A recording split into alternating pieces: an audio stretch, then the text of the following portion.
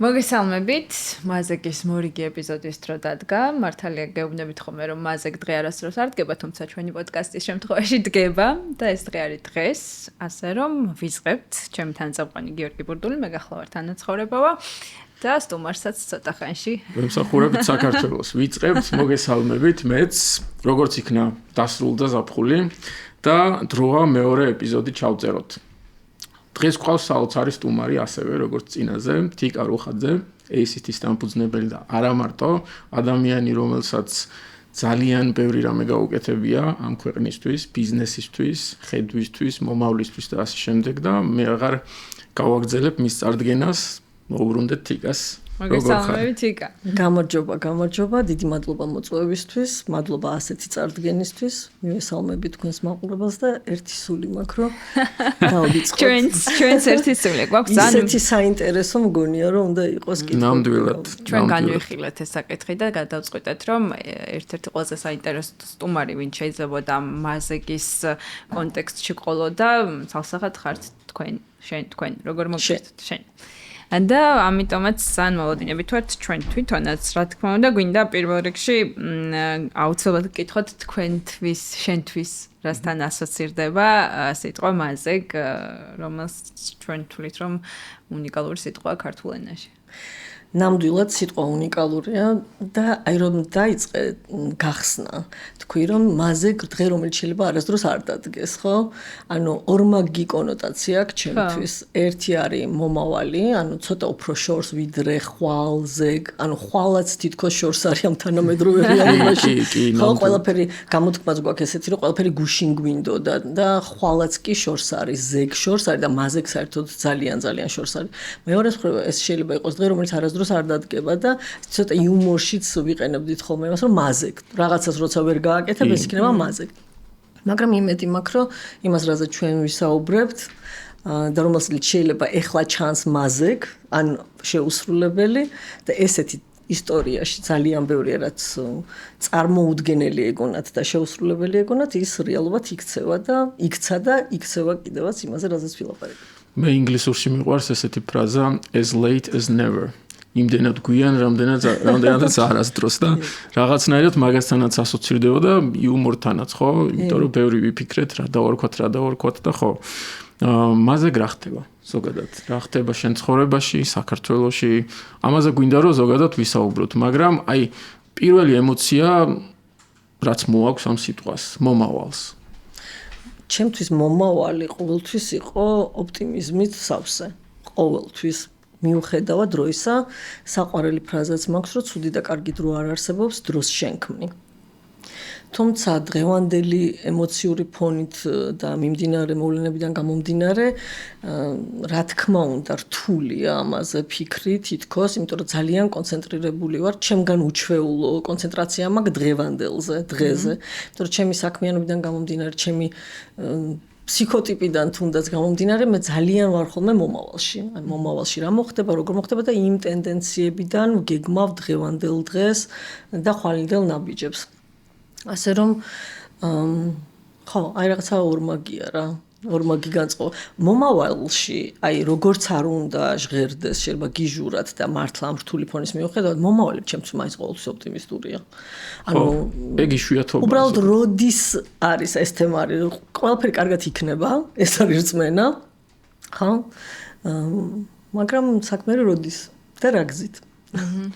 ხო, პრინციპში თუ გადავხედავთ ზოგადად გინდა ცხოვრებისეულ გამოცდილებას, გინდა საქმიან გამოცდილებას, რო ვამბობთ დღეს რომ ხვალ ზეგ და მაზეგ ყველაფერი კარგად იქნება, მე მაზეგ რომ მოვახოლმე და გადავხედავთ, რაღაცნაირად თითქოს მართლა ყველაფერი კარგად წავიდა, ну ყოველ შემთხვევაში უკეთესად ვიდრე იყო. ყვილად ხო არ ნერვიულობდი, ხო? ეგ განცდა. ხო, აი ეგ განცდა მაინც არის ხოლმე. ალბათ გამონაკლისი შემთხვევების არის, როცა ყველაფერი უარესებისკენ მიდის, მაგრამ მოდი იმედი ვიქონიათ, რომ ეს ის შემთხვევა არ არის. იცი რა არის, შენ ირჩევ, ეს ხო რწმენის საკითხია. მართლა ხო არავინ არ ვიცით რა იქნება. და როგორც ახლა ნახევრად სავსე და ნახევრად ცარიელი ჭიქის ამბავი არის, ეს არის შენი არჩევანი როგორ დაინახო მომავალი. იმიტომ რომ მომავალში კარგიც და ცუდიც იქნება, ორივე იქნება. ხო, შენაზე კონცენტრირდები, შესაძლებლობებზე კონცენტრირდები თუ რისკებზე და შიშებზე კონცენტრირდები. მაინც უფრო არჩევანის საკითხი არის, შენი გონება, შენი ცნობიერება, რომელ არჩევანს აკეთებს. ორივე რეალობა არის და ორივე ტიპის აზროვნებას აქვს თავისი გამოწვევა. მაგაზე ბოდიში გამახსენდა და არ მინდა დამოვიწყდეს. ერთხელ პოსტი დავწერე Facebook-ზე, რომ მე მგონი ილია ჭავჭავაძემ დაგუყვა მეთქი, რომ აწყვო თუ არა გწყაბლობს მომავალი შენია, იმიტომ რომ აი ძალიან მუდმივად ოპტიმიზმში ვართ. ეს მარტო ჩემი კი არა, ჩვენ ქართული საზოგადოების კვლევას ძალიან ხშირად ვაკეთებდით ხოლმე და ეს მომავლის ოპტიმიზმი ყველაზე ეკონომიკურად ყველაზე გაჭირვებულ ფენაშიც კი მუდმივად ფიქსირდება. ეს ვიძახდი რომ მაგრამ ამან თითქოს აწმყოზე კონცენტრაცია დაგვიკარგა. აი მომავალში კარგად ვიქნებით, არა უშავს რომ დღეს ცუდად ვართ და სულ ვახსენებ ხოლმე ჩემ თავს, რომ ეს გამოწვევა ჩემს თვისებებს, ჩემს ხასიათს აქვს მომავალზე ზედმეტ კონცენტრაციას, რომ აი ამ მომავალში მუდმივი ოპტიმიზმი და მომავალში რომ ყველაფერი კარგად იქნება, არ დავკარგო ის რომ დღეს ვიყო კარგად და ეს დღევანდელი ყოველი დღე ვიყო კარგად, იმისთვის რომ ხვალინდელი დღე იყოს კარგად. წერან ზუსტად ბოდიში გერგენ ზუსტად ეგ თქვით რომ ჩემთვის უჩვეულოდ დღევანდელ დღეზე ვარ ორიენტირებული ბოლო პერიოდში და ესე იმ დოზით ვერ ვარ მომავალში როგორც ვარ ხოლმე ანუ რატო ხართ დღეს ესე და რა გიწევთ აი ამ დღევანდელობაზე ორიენტირებულობაში მიმდინარე მოვლენები პოლიტიკურს გულისხმობ ის რაც ჩვენ ქვეყანაში ხდება ეს მაკონცენტრირებს მეტად დღევანდელზე იმიტომ რომ ვფიქრობ რომ ეს თავისუფლება შემიმცირდა დოზით მომავალზე კონცენტრაციის და ჩემი ენერგია, ფიქრი, საზრუნავი ძალიან დაკონცენტრირდა. რა თქმა უნდა, ხვალის ხედვით, ანუ მე ვიცი ხვალ სად მინდა რომ ვიყო და ამ ხედვით გავსაზღვრავ დღევანდელ ნაბიჯებს, მაგრამ თვითონ ფოკუსი ჩემი ფიქრის, აზრის მაგალითად განვითარებაზე მეტად გადარჩენის რეჟიმში არის ახლა და ბუნებრივია რომ გადარჩენის რეჟიმში უფრო კონცენტრირდები იმ საფრთხეებზე რაც დღეს გაქვს გარშემო იმაზე რაც შეიძლება ახლა მოხდეს იმაზე რაც შეიძლება ახლა 30 წლის მერე კარგად იყოს საქართველოს და 50 წლის მერე მაგრამ აი ეს რომ დღეს უნდა გადავრჩეთ რომ იმისთვის რომ მე ვიფიქროთ როგორ ავაშენოთ ის ჩვენთვის საოცნებო ევროპული საქართველო ხო დღეს უნდა გადავრჩეთ რა მაგისთვის და გადავრჩეთ ყველა კონტექსტში. მოქალაქეობრივად რა თქმა უნდა მნიშვნელოვანია ის რომ აი ბიზნესის ორგანიზაციისთვის როგორი გამოწვევა ეს გადარჩენის რეჟიმში არსებობს. რა თქმა უნდა, ყველასთვის გამოწვევა, ანუ მე არ მგონია რომ ამ სიტუაციაში ვინმე კარგად არის, უბრალოდ ვიღაცა უკეთესად ახერხებს ემოციების მართვას, თავისი და რისკები შიშების მატარებელია, ხო? შიშებზე ფოკუსი ძალიან ცუდი რამე არის. ზოგი შიში ვარდება და ეს იწვევს უკაცრავად ეს იწვევს მის ასე ვთქვათ შეკავებას ან გაქცევას, ხო და არის ის ადამიანი, რომელიც შიშს კი აღიარებს, რომ ეს არის საშიში, მაგრამ გადადის ქმედებაში. აი ვისაც შეუძლია, რომ ქმედებაში გადავიდეს, რა თქმა უნდა, უკეთ გრძნობს თავს, იმიტომ რომ ქმედებაშია და ნაბიჯებს დგავს იმისთვის, რომ ეს შიშები მოერიოს შიშს და რაღაცა გააკეთოს სასიკეთო თავისთვის და სხვებისთვის. აი ამ რისკებზე რო ვსაუბრობთ და რო ახსენე რომ მომავალზე ვარ ფოკუსირებულიო ძირითადად აი საქართველოში მე ხშირად მინახავს და მსმენია კიდევაც რომ დაგეგმვის ჰორიზონტი აქვს ადამიანს ძალიან მოკლე ესე ვთქვათ რა ანუ მე ამერიკაში ცხოვრობდი მაგალითად ევროპაში ცხოვრობდი დასავლეთ ევროპაში წლების მანძილზე და იქ ასეთი რამე არ მინახავს. იქ ჩვეულებრივი ამბავია, როცა ამერიკელი იტყვის მაგალითად, რომ აი 20 წლის მერე 30 წლის მერე ამას გავაკეთებ, 40 წლის მერე იმას გავაკეთებ, პენსიაზე რომ გავალ, ამდენი მექნება, იმდენი მექნება, ასე ვიმოგზაურებ, ისე ვიმოგზაურებ. ქართველისთვის ეს არის რაღაცნაირად ჩემი დაკვირვებით ძალიან მოკლე ეს ჰორიზონტი და აი რას ფიქრობ ამაზე? დავწყოთ იქიდან რომ მე ვფიქრობ ეს გამოწვეულია მით რომ სტაბილურობის ხანა რამხელა იყო ხო აი თქვათ შეიძლება საბჭოთა კავშირში ცოტა სტაბილურობას გავუჩინო ეგეთი სტაბილურობა არ გვინდა პირიქით ხო ანუ იყო ძალიან სტაბილური ხო ანუ მოდი ვთქვათ რომ დამოუკიდებლობის დღემდე ანუ სანამ ჩვენ დავიბრუნეთ ჩვენი დამოუკიდებლობა აღვადგინეთ ეს. აღვადგინეთ უბრალოდ ხო? ანუ მაგამდე ისეთი დაგეგმილი იყო შენი მომავალი ზუსტად იცოდი რომ ხელფასი გექნებოდა, რაღაც გინდა ინჟინერი ყოფილიყავი, გინდა მასწავლებელი ერთი და იგივე პირობებში ცხოვრობდი, მაგრამ ჩემთვის ეგეთი მომავალი. შენ არ მონაწილეობდი მაგ დაგეგმვაში.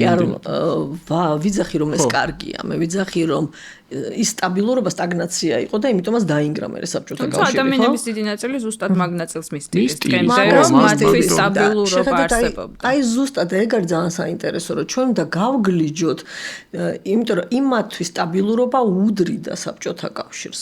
ანუ თუ ჩვენ ამას გავგლეჯ და ვიტყვით რომ საბჭოთა კავშირი კი არ უნდა ამას უნდა სტაბილურობა. მაშინ დავინახავთ რა უნდა ჩვენს მოქალაქეებს, ხო?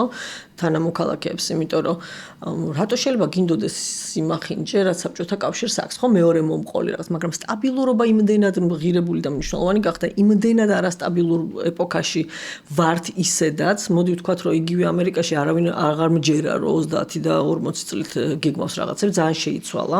კი. ბიზნესშიც მიდგომები ძალიან შეიცვალა და 10 წლიანი და 15 წლიანი, არ ვიცი, ხა შეიძლება Toyota-ში იყოს. კი, დიდ კორპორაციებში. დიდ კორპორაციებში აღარ იგეგმება ესე და ვეღარ იგეგმება ესე, ამიტომ მომავალი უფრო გახდა იმისთვის, რომ სცენარები მომავალზე კონცენტრაცია, რომ სცენარები წარმოიდგინო და გარკვეული მზაობა გქონდეს იმისათვის, რომ მოქნილი იყო ადაპტაციაში და არა ის, რომ ზუსტი გეგმა გქონდეს, როგორ მიხვალ 5 წელიწადში რაღაც წერტილამდე. ცოტა ხნის წინ ახსენე ის, რომ სტაბილურობა უფრო მნიშვნელოვანი იყო ალბათ ადამიანებისთვის ვიდრე თვითონ საბჭოთა კავშირი. ეს მე მაინტერესებს, ეს სტაბილურობა ზოგადად ისტორიულად ქართველებისთვის მნიშვნელოვანია, თუ საბჭოთა კავშირმა გამოგვიმუშავა ეს ჩვევა, რომ კომფორტის ზონაში ვიყოთ, სტაბილურად ვიყოთ და მაგიტომ გჭირდება. ანუ იმ თაობას უფრო სწორად, რომელიც დაიბადა, გაიზარდა საბჭოთა კავშირში და საბჭოთა ადამიანი ის homo sovietikus, ესე ვთქვათ. ანუ მაგ ადამიანს სჭირდება ეგ თუ ქართველებს გჭირდება ისტორიულად. აი ეს არის საინტერესო შენი. ჩემი აზრით ადამიანებს გჭირდება სტაბილურობა. ყველა ადამიანს სჭირდება სტაბილურობა. უბრალოდ არის განსხვავება იმაში, ვის როგორ ესმის სტაბილურობა. სტაბილურობა როგორც უცვლელობა, ეს არის პრობლემა. მე ყოველთვის ვიძახი, რომ სტაბილურობა არის სტაბილური განვითარება. ანუ შენ თუ მუდმივად ვითარდები, შენ იქმნი სტაბილურობას გარე რისკებისგან, იმიტომ რომ უნარებს გამოიმუშავებ, ადაპტაციას აკეთებ და ამიტომ შენ უმკლავდები იმ საფრთხებს, რაც გარემოში არსებობს. მაგრამ თუ შენ გაქვს დაკვეთა ასეთი სიტყვაზე სამყაროში, რომ არაფერი არ შეიცვალოს ჩემს გარშემო, ეს უკვე არარეალისტური მოლოდინი არის, ხო? იმიტომ რომ შეუძლებელია რომ არ შეიცვალოს გარემოებები, ან არ შეიცვალოს შენ, ხო? ანუ თუ არის უცვლელობა, სინამდვილეში არის რეგრესი. და რაღაც მომენტში აღმოაჩენ რომ შენ ან გარემო ძალიან დეგრადირდა. ამიტომ და საერთოდ წარმოუდგენელი არის ეგეთი დაკვეთა და არარეალისტური არის. ანუ არ იცვლება არაფერი, სულ შაყირობ ხოლმე რომ მაშინ ეგ არის სიკვდილი რა, როცა არსად არაფერი არ იცვლება, უცვლელია ყველაფერი.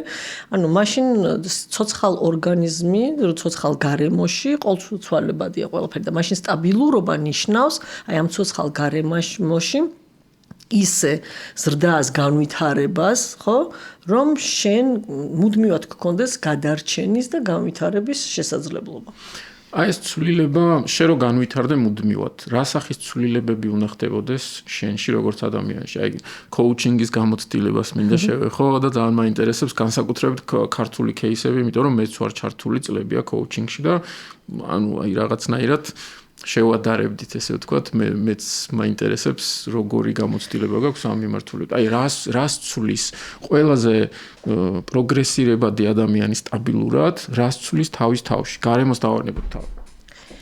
ძალიან კარგი კითხვა არის. ეხა ვიფიქრებ ხმამაღლა თქვენთან ერთად, იმიტომ რომ ანუ ხშირად მინახავს ადამიანები, რომელიც მომწონს, რომელიც მართლა სულ მუდმივად ვითარდება, ან თქვათ ჩემთვის უთქვამთ, რომ აი შენ რატო შეგიძლია იყოს ესე ოპტიმისტურად, რა გაძლევს ამის შესაძლებლად, რატო არ გეშინია იმ რისკების ისე როგორც რა თავდაჯერებულობას რა გაძლევს და სულ მithქვამს, ხშირად მithქვამს ესეთი რაღაცა, რომ თავდაჯერებულობას ის კი არ მაძლევს. ხო, ერთ-ერთმა მეგობარმა ისიც მითხრა, შენო რა გენაღლებაო, შენი ბიზნესი გაქვს და მე შეიძლება აი ამ ჩემ ასაკში საჭირო აღარ გავხდე და სამსახურიდან გამომიშვა და ამიტომ არ მაქვს ეს სტაბილურობის შეგრძნება და შენ თავს თვითონ ასაქმებო. მოკლედ ეგეთი მითხრა.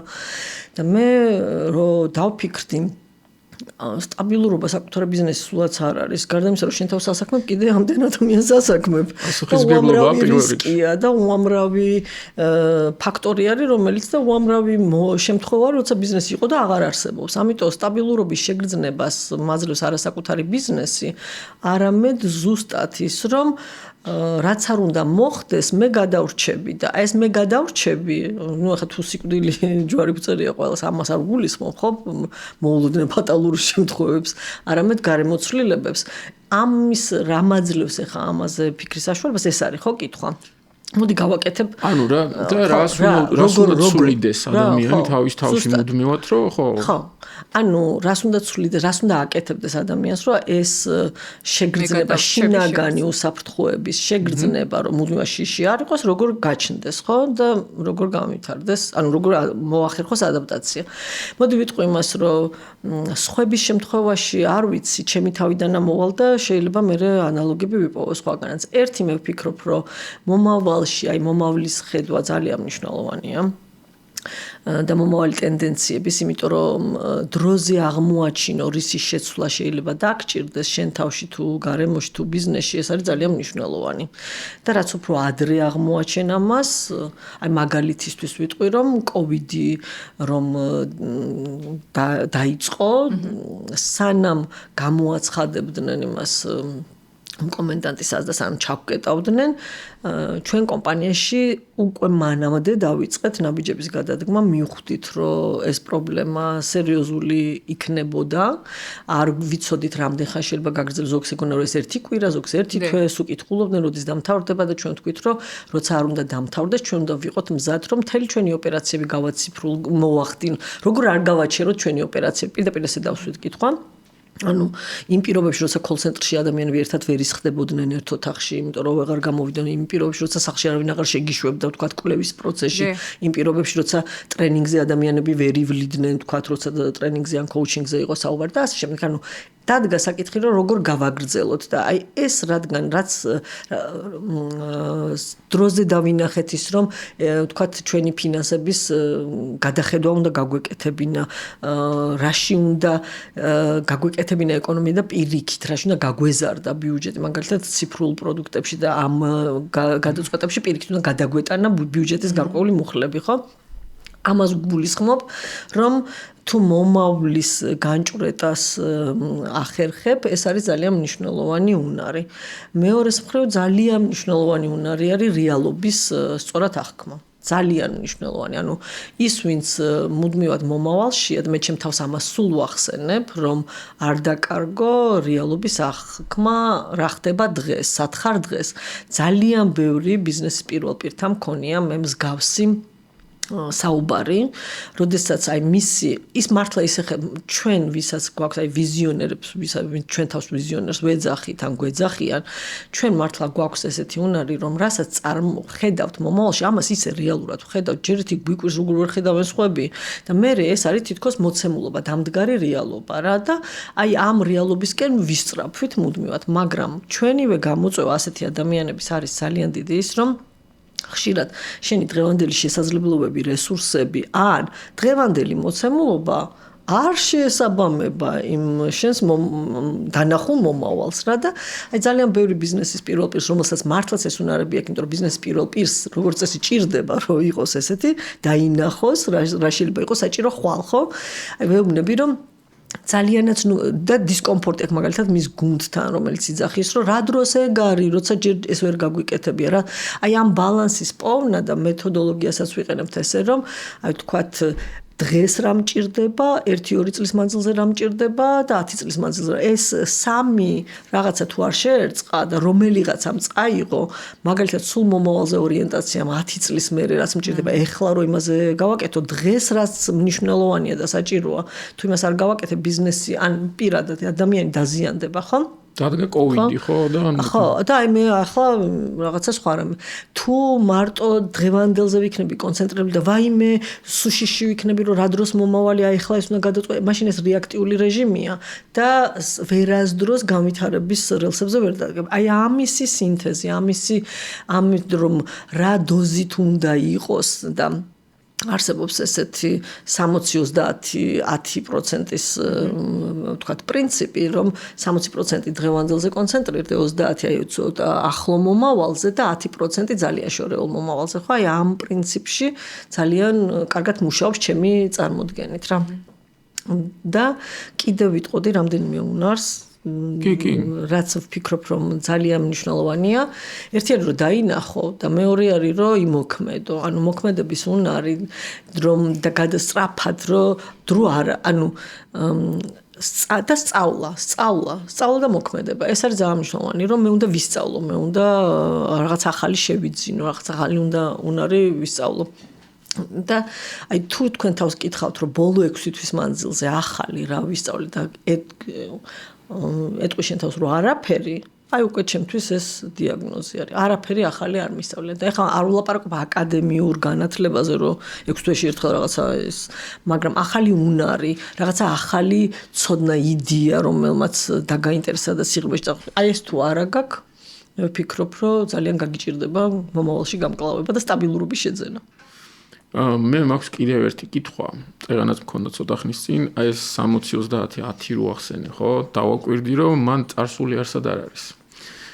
აი მაგაზე მაქვს ზუსტად კითხვა და გარშემო მყოფებში ხშირად ხვდები, ხედავ, ვისმენ, რომ რაღაცნაირად ჩაციკლულები არიან ამ წარსულზე, ჩარჩენილები არიან და არა მარტო ესე ვთქვათ, ფიქრით, არა მარტო რაღაცა წარმოსახვით და გახსენებით მეხსიერებების, არამედ იმით, რომ მოქმედებაც კი იქ წარმოუდგენიათ რა. ანუ სულ ფიქრობენ, რომ აი იქ რო 20 წლის წინ ამას ვიზამდი, იმას ვიზამდი, ეს რომ დამემართა, ის რომ დამემართა, აი როგორ უნდა გადალახოს ადამიანმა ეს, რომ აი წარსულს გამოაცალოს საკუთარი თავი და კონცენტრირდეს თუნდაც ჯერ აწყოზე და მე მომავალზე, იმიტომ რომ მე მართლა ხშირად ვხედავ, მათ შორის კოუჩინგშიც მათ შორის ჩემ სტუდენტებშიც ხშირად, მათ შორის სხვადასხვა ადამიანში იმას, რომ ანუ აი წარსულზე რაღაცა ფიქრი, წარსულზე ოცნება, შეცვლაზე წარსულის, რომელიც შეუძლებელია სიზმრები, ანუ აი 24 საათი სიზმრები. მართლა ვამბობ, 24 საათიდან შეიძლება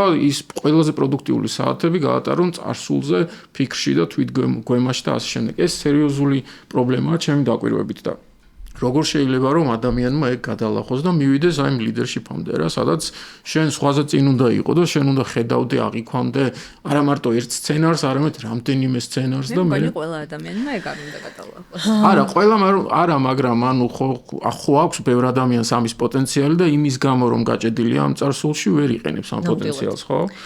კი ბატონო, ანუ მოდი აქვე დავაზუსტებ, რომ მე მომავლის მოდელირებაზე და შერწყმაზე როცა ვლაპარაკობდი, წარსული არ ვახსენე, თუმცა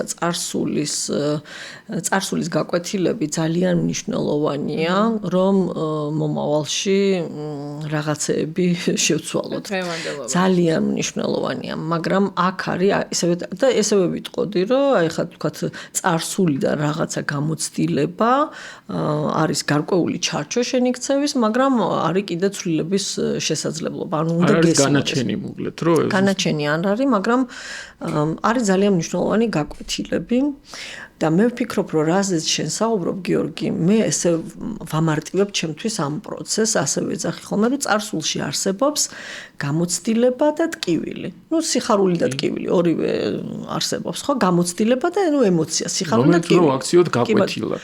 ხო, აი ყველაზე საინტერესო რა არის, რომ ადამიანებს მოაქვთ ტკივილი და არ მოაქვთ გამოცდილება. ანუ ეს არის შესრულება და არა ის რომ წარსულზე რამეს ფიქრობენ. ვერიაზრებენ თუ ფიქსაცია აქვს ამაზე. კი, ზუსტად ფიქსაციაზე მაინტერესებს. ფიქსაცია არის ტკივილზე, იმიტომ რომ ადამიანის გონებისთვის ეს ჩემი მოგონილი არ არის მეცნიერული ფაქტია, წარმოსახვითი რეალობა და არსებული რეალობა ერთნაირად იწვევს ერთგვაროვან ემოციას. ამიტომ როგორც მე მაგალითად ვიხიბლები მომავლით და ვხედავ და ვიცი რომ სინამდვილეში ცხოვრება დღეს არის არც მომავალში ცხოვრებაა სწორი და არც წარსულში. ამაზე აი სიტყვით რომ გამოვდივარ ხოლმე ან რაღაც ტრენინგებზე ხშირად მithქვამს რომ რითი განსხვავდებით ჩვენ თქვათ როცა ვიძახით რომ გიჟია ვიღაცა რა რომელსაც ელანდება რაღაცა მე ხა უტრირებას ვაკეთებ რა ფსიქიატრიული ფსიქიკური პრობლემების მქონე ადამიანისგან როდესაც გვეშინია იმისი რაც ჯერ არ მომხდარა ან განვიცდით იმას რაც უკვე მოხდა და რეალობაში არ არის დღევანდელ რეალობაში არ არის ფაქტობრივად ეს არის ყველაფერი წარმოსახვა ხო ანუ შესაბამისად ცხოვრება ან მუდმივად მომავალში ან მუდმივად წარსულის ტკივილით ან მომავლის იმედით ან მომავლის შიშით არა აქვს მნიშვნელობა წარსულის ბედნიერებით ზოგჯერ რომანტიკაც წარსულის პრობლემაა მარტო ტკივილი ხო არ არის ანუ რა კარგი იყო აღმაშენებლის პერიოდი ნიკოციდან და რომანდამდე ხო ანუ სინამდვილეში ჩვენ უნდა ვიცხოვროთ დღეს აქ და ამჟამად მაგრამ წარსულიდან უნდა წამოვიყოთ გამოცდილება და მომავალში უნდა გავიხედოთ შევეცადოთ გავიხედოთ როგორ შეიძლება შეიცვალოს გარემო რომელშიც ჩვენ ვაპირებთ რომ ვიცხოვროთ 5 წლის 10 წლის თუ 20 წლის მერე ამიტომ ეს არის ყველაზე მთავარი რომ წამოიღეთ გაკვეთილები და დატოვეთ ემოცია იქ, იმიტომ რომ ეს აღარ არსებობს. აი ზუსტად ეს მაინტერესებდა მე რომ კითხვა დავსვი, იმიტომ რომ ის ემოცია მოაქვთ, ის ტკივილი მოაქვთ, როგორც შინახსენე, მაგრამ გაკვეთილი, ანუ არასოდეს გაუანალიზებიათ და არასოდეს უქცევიათ გაკვეთილად და кейსად და არ შემოუდიათ თაროზე for future reference, როგორც იდეა. აი ვიკითხე რატო არის რთული ეს გაანალიზება? ძალიან რთულია, იმიტომ რომ გტკივა.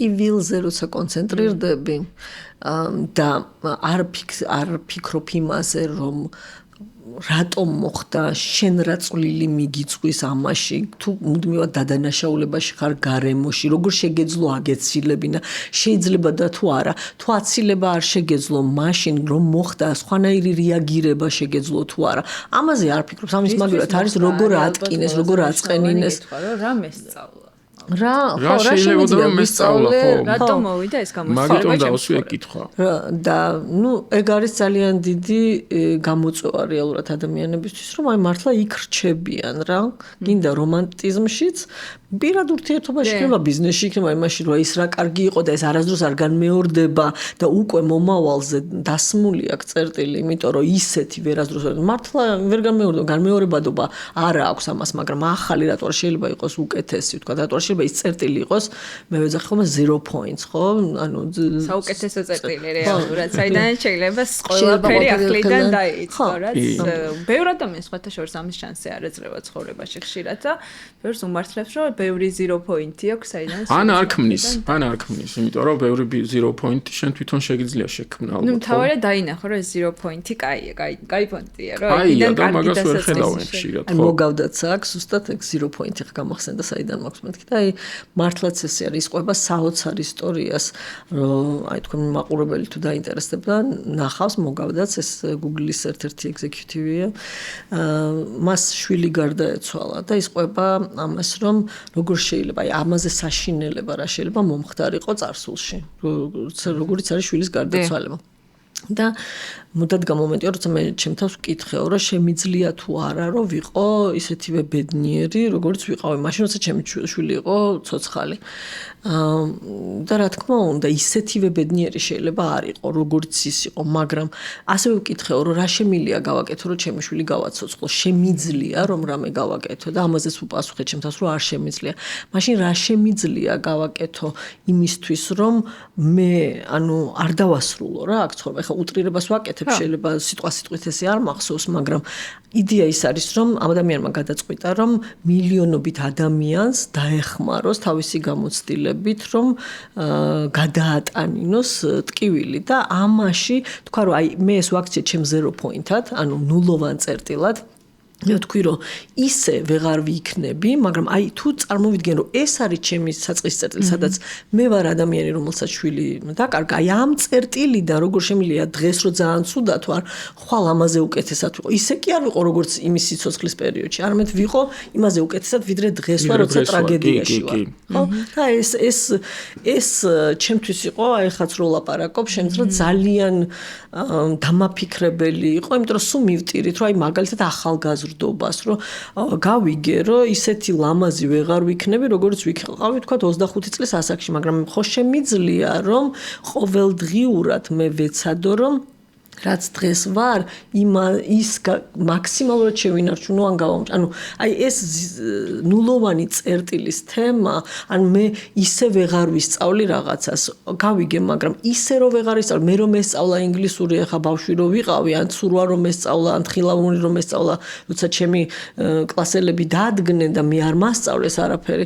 აი დღეს, ანუ ამ ფიქრებში ადამიანი წლებს კარგავენ. აი წარმოიდგინე, რომ ცოტ-ცოტა გეკეთებინა, შეიძლება ისეთი ახლა ვერ გახდე ბალერინა, ვერ გახდე მოთხილამურე სპორტსმენი, მაგრამ შენი სიამოვნებისთვის ის რეალო, ნამდვილად შეძლებ, ხო? რომელ ასაკშიც არ უნდა დაიწყო. ნამდვილად ეგრეა და აქ მინდა ერთი შეკითხვა დავსვა, ეხლა ამბობდით, რომ ადამიანები დროს კარგავენ რეალურად აი ამ ფიქრებში, რომ რაღაცა შეეძლოთ გაეკეთებინათ და ამ კონტექსტში ძალიან მნიშვნელოვანია კიდე დღევანდელი, ასე ვთქვათ, რეალობა, სადაც ადამიანები საკუთარ თავს ადარებენ სხვებს, განსაკუთრებით სოციალური ქსელების კონტექსტში გახდა ეს აქტუალური და ეს კიდევ უფრო იწვევს მეტ ფრუსტრაციას, რომ აი ვიღაცას გამოსდის და მე არ გამომდის და ამაზეც კიდე დამატებითი დრო იხარჯება. აი თქვენი აზრით, შენი აზრით.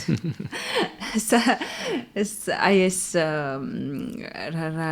როგორ შეიძლება აი ამ პრობლემის გადალახვა, იმიტომ რომ მე დარწმუნებული ვარ, ჩვენ მაყურებლებშიც არის ბევრი ესეთი ადამიანი, რომელიც თან აი ეს სოციალურ ქსელებში, ინსტაგრამზე მაგალითად სხვების ბედნიერ ცხოვრებას რო უყურებენ, რომ ვიღაცას ძალიან რაც არ არის ნამდვილი ხშირად. შესაძლოა ნამდვილიც იყოს, მაგრამ რატომ ვადარებთ ჩვენ სხვა პოინტს, სხვის სხვა პოინტს, ანუ ვიღაცას 0 პოინტი აქვს, ვიღაცას ძალიან მაღალი პოინტი აქვს, მაგრამ ხო სხვადასხვა ლეველებია საერთოდ.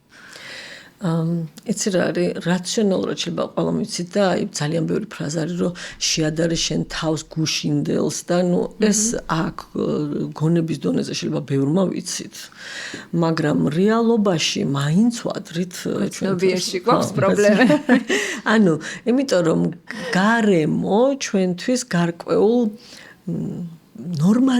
ნორმებს ქმნის რა ესე ვთქვათ ხო რაღაცნაირად ჩვენ თვითონ ქმნით ჩვენი წრიდან ჩვენი საზოგადოებიდან ჩვენი აღზრდიდან ჩვენი წარმოდგენებიდან და სტერეოტიპებიდან კარგი და ცუდი მიღწევა წარმატება წარუმატებლობა ანუ გარე საზომებით როდესაც ჩვენ ვზომავთ ამას რა თქმა უნდა მე ვაკეთებ შედარებას იმიტომ რომ ეს გარე საზომი ვინ წარმოგვიდგენია უმაღლეს წერტილად ან ვინ წარმოგვიდგენია ჩვენს წინ ვინც არის რაღაცა ერთი საფეხური და ვცდილობთ რომ აი ვედრებით იმიტომ რომ ჩვენი წარმატება გავზომოთ იმასთან მიმართებაში.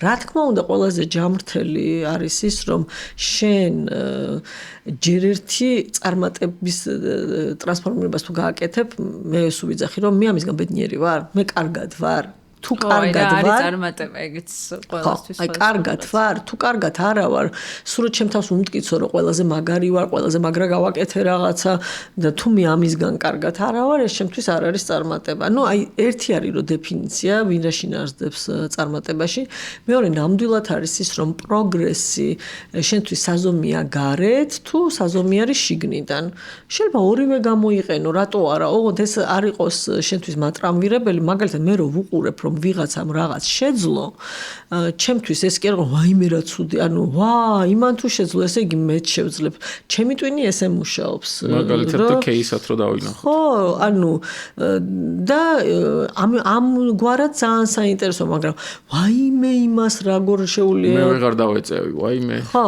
მე ვერ დავეწევი და ეს შეგრძნება რომ სადღაც ხანდახან მინდა გითხრათ შეიძლება სხვებს ამას ვასწავლი მაგრამ მეც მქონია ექსევდა რომ აი ამდენი და აი მაინც ვერ მივედი იქამდე ან ვერ შევძელი რაღაცა და ეს სუსტი ფიქრები და სისუსტის მომენტები ყველას გვაქვს მაგრამ აქ საუბარია იმაზე მუდმივად რა ფიქრებში ხარ ხო ფიქრის როგორი ჩვევა გაქვს მადლობა ღმერთს რომ არ მაქვს ფიქრის ისეთი ჩვევა რომ სულ დასტრესილი ვიყო ვიღაცა კარგად როგორ ანუ საერთოდ ეგ საშინელებაა მე რომ მკითხოთ ეს შური და თუ გამიჩნდა და ვაფიქსირებ ადამიანი ვარ და შეიძლება შემშურდეს რაღაცა მე ვაფიქსირებ რომ შური მაქვს და მე ვფიქრობ რომ ეს ჩემთვის არის ხოლმე დიაგნოზი. აი პირდაპირ ვიწყებ რეტროსპექტივას, რომ რატომ შემშურდა. ესე იგი მე ჩემთვის შური რა არის? ნახეთ, ერთის მხრივ აი სულხან საბა ამბობდა მეგონი განმარტებაში, ხო, რომ შური არის სინანული სხვის სიკეთესაზე და ანუ რეალურად სხვის სიკეთეზე შენ გტკივა რა და წუხარ, წუხი. ნუ ეგ არის აბა სიკეთესაზე და სხვას რო თეთრი შურით მშურს ძმაო და რაღაცებს არა, რო შურს, ანუ ეს მომენტი არის რომ ხო, მაგრამ მეორეს მხრივ ნახეთ მე რა მეხმარება რომ არ გადავიდე რა ცუდი ადამიანი ვარ, როგორ შემშურდა, მე ის ბოროტი ადამიანი ვარ, რომელსაც სიკეთეზე წუხილი უნდა. მე ამაში ასე არ ვხედავ ამას, მე ვხედავ ამას ისე რომ მეც მინდა არის აქ, ხო? მაგრამ მეც მინდა და შური ჩდება მაშინ, როცა მე არ მგონია, რომ მივახცევ, რომ გამომივა. ამიტომ არის ჩემთვის ეს დიაგნოზი. მე თუ დავინახე რომ შემშურდა, მე ვეკითხები ჩემთვის, რატო ფიქრობ, რომ შენ ესე არ გამოგივა?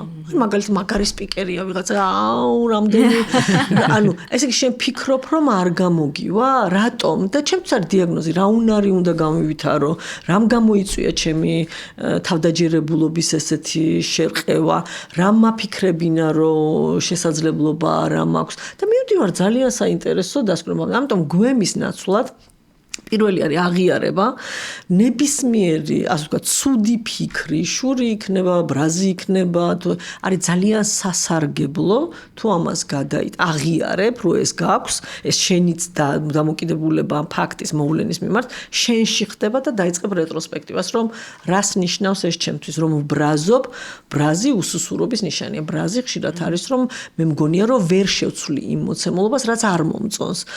ხო და მაშინ მე ვიწყებ ფიქრს, რომ რატომ მგონია რომ ვერ შევცვლი, რატო არის ჩემთვის ეს შეუცვლელის კატეგორიაში, რა შემიძლია რომ შევცვალ. ანუ აი ძალიან მეხმარება განვითარებაში ყველა ცუდი ფიქრი და ვუსმენ ჩემ თავს და არ ვუარყოფ, იმიტომ რომ ამისი უარყოფა არა მე შურიანი არა ვარ, შურიანი არა ვარ, მე ცუდი ადამიანი არ, მე დეფოლტად მაქვს ეს მიღებული, ცუდი ფიქრები მომდის ხოლმე, მაგრამ ხო, ანუ როგორ ვიყენებ ამ ფიქრებს ეს არის თემა, ხო? თიკა იმდენ მაგარ რაღაცას ამბობ, რომ მინიმუმ 6-7 კითხვა დამიგროვ და უკვე და არ ვიცი რომლი და ყველას ნუ დასავიდე ჩაგრავ პერიოდი. ყველას არ დავსვამ, ერთით დავიწყებ რა და რაღაცებს ვახსენებ, რომ მე არ დაგვავიწყდეს. ერთი რაც დავიჭირე სიტყვა იყო იწყება დადანაშაულებაო რა, ეგ ძალიან მნიშვნელოვანია ჩვენ რეალობაში და ჩვენ ერში ზოგადად, რომ აი იმის ბრალია, ამის ბრალია ლოკუს კონტროლი ზოგადად, რაც რეალურადში და მე მაგის მერე ახსენებ ფრაზა გარესაზომი, შიდასაზომი, ხო? ანუ ეგეც ძალიან მნიშვნელოვანია ჩემი აზრით და მაგაზეც მინდა რომ ცოტა ვისაუბროთ, რომ ადამიანებს გარესაზომი და შიდასაზომი რაში ჭირდებათ ზოგადად და რაში შეიძლება რომ სხვა დავადანაშაულოთ თუ შეიძლება რამეში და რაში არ შეიძლება. და ასევე ცოტა მოგვიანებით კიდევ მინდა ვისაუბროთ, ძალიან მაგარი რაღაცა თქვი, ეს იყო ფიქრის ჩვევა. ამაზე ხშირად კი არა საერთოდ არ ლაპარაკობს საქართველოში არავინ და ანუ მაგრად გამიკვირდა რა, იმიტომ რომ მე ხშირად მინახავს კვლევები, წამიკითხავს წიგნები, რეალობაშიც მინახავს, რომ ადამიანს როგორი ფიქრის ჩვევაც აქვს, პოზიტიურისკენ თუ ნეგატიური, როგორი ტენდენციაც აქვს, ხშირად ისე წარიმართება ხოლმე მისი წარმატებაც თუ ბედნიერებაც, ასე ვთქვათ და ამაზეც მინდა რომ ვისაუბრო, ან ყველაფერზე მინდა რომ ვისაუბროთ, მაგრამ აი ეს დადანაშაულების მომენტი რახან ჩვენთან, ჩვენ ერში, ჩვენ რეალობაში ასეთი ხშირია, რატო ხდება ზოგადად და ანუ ვინ ადანაშაულებს სხვა ადამიანებს და გარემოვლენებს თავის ბედისწერასთან დაკავშირებით და როგორ შეიძლება რომ საერთოდ ეს აღვნიშნოს ბედისწერა არსებობს. ხო, ანუ ბედისწერა რა. ან მაინტერესებს ბედისწერა არსებობს. ეს ძალიან განსხვავებული თემა. ეგრე ეძახიან ხოლმე. არა, ხო, ან ის რატო ადამიანი ფიქრობს, აანალიზებს და ეხლა მაგალითად რაც მოყვათიკამ საკუთარ გამოცდილებაზე როგორც წარმართავს საკუთარ აზროვნებას, ხო, მაგ შემთხვევაში, მაგ კონტექსტში ბედისწერასკენ მიეწერება ყველაფერი, არამედ მის მიერ გადადგმუნაპიჭებს. კი, მაგეთ მივდიოდი მეც რა, მაგის დაზუსტება მინდოდა, რომ ეს ბედისწერა რაღაცნაირად ეს ჭალებში რო თქვა, გადაბრალების კონტექსტში არის ამნიშნული ბედისწერა, რომ აი ესეთი ბედი მაქვს იძახი ხოლმე და მე ვერძი ვარ თუ რაღაცა და ესეთი ვარ. ხო, მერკური რაღაცის ეტლში. ჩემთვის ეს ორი მაინც სხვადასხვა თემა არის. შეიძლება ახასიათებთ ადამიანებს, ანუ ვისაც ეს რეაქტიულ რეჟიმში აზროვნება ახასიათებს ორივე ას ბედისწერაზე დაბრალება და ვიღაცაზე დაბრალება, ორივე შეიძლება ან რაღაცაზე დაბრალება ახასიათებს, მაგრამ მაინც ორი განსხვავებული თემა ჩემი აზრით. რა, მოდი დავიწყოთ დაბრალებიდან, ხო? რატომ ჭირდება ადამიანს რომ ვიღაცას დააბრალოს?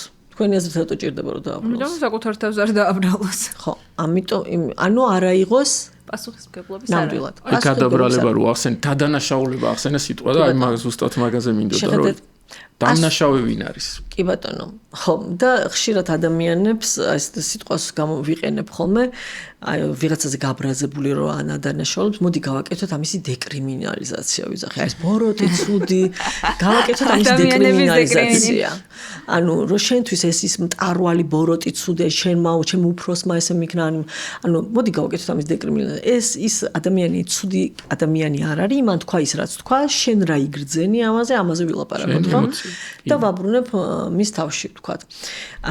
ერთი არის რომ არ გვინდა რომ ავიღოთ პასუხისმგებლობა ჩვენს თავზე და ამ კონტექსტში პლუს ანუ ცდუნება ეს არის რომ მე თუ არ ავიღე პასუხისმგებლობას ჩემს თავზე და დაბრალებას, ანუ სხვა იქნება დამნაშავე, ბრაზი მიმართული იქნება გარეთ, ხო?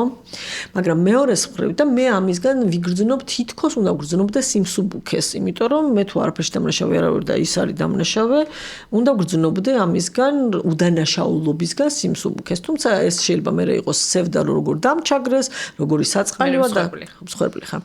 ანუ ეს არის ფასი, რასაც ვიხდით, ნახე, ეს არის სხვისი დადანაშაულებაში გადახდილი ფასი, რომ მე თუ გარემოს ვადანაშაულებ, ყველა შემთხვევაში მე ხდები მსხვერპლი მოცემულობის და შესაბამისად მე როგორც მაქვს მსხვერპლის მდგომარეობა, პოზიცია, ვიღაცისთვის მსხვერპლის პოზიცია კომფორტულია, მაგრამ ეს ნიშნავს, რომ შენ ამ სიტუაციის ცვლილებას ვერც აწყოში, ვერც მომავალში ვერ შეძლებ. რატომ? იმიტომ რომ თუ სხვა არის დამნაშავე იმ მოცემულობაში, რაშიც როგორც შენ გრძნობ თავს, ჯერ როგორ შეიძლება სხვა იყოს დამნაშავე, იმაში შენ როგორ გრძნობ თავს, ეგ ცალკე თემა არის, მაგრამ თუ შენ ესე ფიქრობ, ესე იგი შენი კონტროლის ქვეშ არ არის რა მოხდება. არც კარგი არც ცუდი. არც კარგი არც ცუდი. აი მაგალითად თუ მე მგონია რომ შენი სიყვარული მაბედნიერებს და შენ ხარ ჩემი წყარო, არც აქ ვარ უსაფრთხო, იმიტომ რომ ერთ დღეს რო აღარ გიყვარდე, მე უკვე რა მეშველება.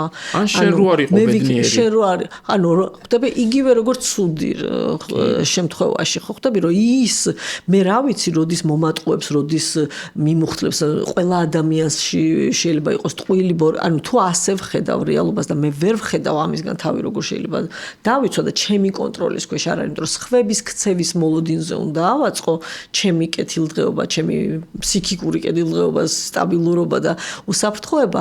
ეს არის ძალიან ეს ხდება ძალიან მოწყვლად, ხო?